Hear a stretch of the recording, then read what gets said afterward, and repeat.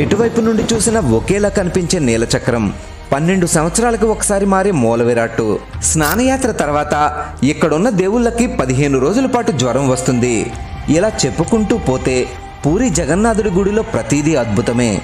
ఇక్కడ రోషశాలలో జగన్నాథుడి కోసం వండే వంటకాలని లక్ష్మీదేవి స్వయంగా పర్యవేక్షిస్తుంది. ఆ వంటలు లక్ష్మీదేవికి నచ్చకపోతే ఓ శునకం నీడ రూపంలో వంటగదిలోకి ప్రవేశిస్తుంది. అలా ఆ శునకం వంటగదిలోకి వచ్చినప్పుడు వండిన వంటల్ని పడేసి మళ్ళీ సిద్ధం చేస్తారు. ఆలయంపై ఉండే జెండా గాలికి వ్యతిరేక దిశలో ఎగురుతూ ఉంటుంది.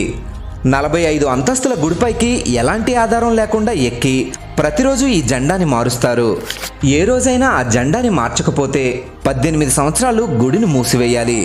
జగన్నాథుడిని దర్శించుకోలేని వారు ఈ జెండాని చూసి ఆయన్ని తలుచుకుంటే దర్శన ఫలితం కలుగుతుందని నమ్ముతూ ఉంటారు. జై జగన్నాథ్ అని గట్టిగా చెప్పండి.